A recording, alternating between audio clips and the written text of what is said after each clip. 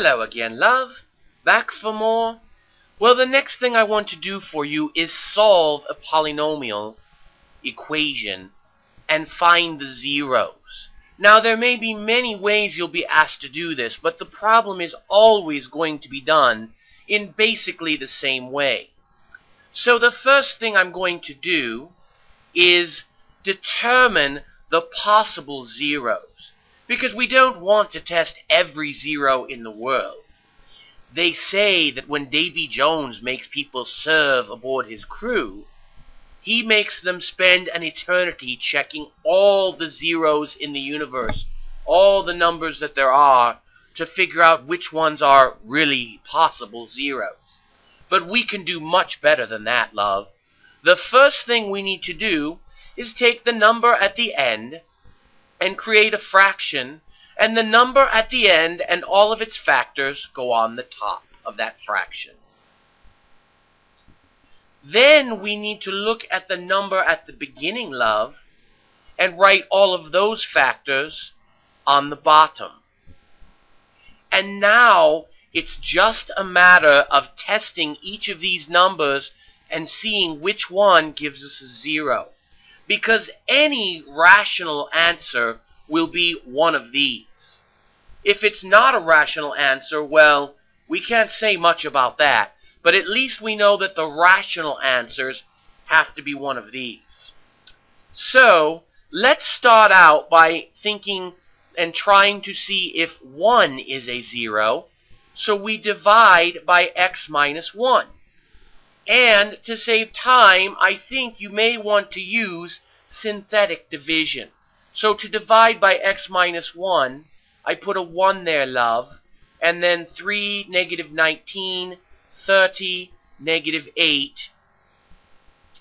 And I bring down the 3 and multiply and add and multiply and add. Love, I don't think this is going to give me a 0 here. So x minus 1 was not a good choice to make. Then you would try perhaps x plus 1 and see if that works for you.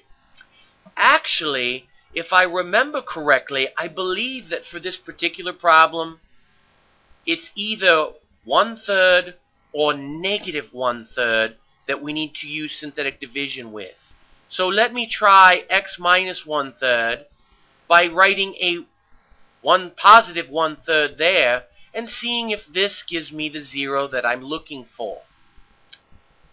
So I bring down the 3 and I multiply and I add and I multiply and I add. Well, love, this one is going to give me negative 8, which is almost what I want. Oh no, this does give me positive 8. So that's what I want. I get a 0. That means that x minus 1/3 is a factor, and 1/3 is a 0. So now I can rewrite the polynomial as x minus 1/3, love, times this, 3x squared now, minus 18x plus 24.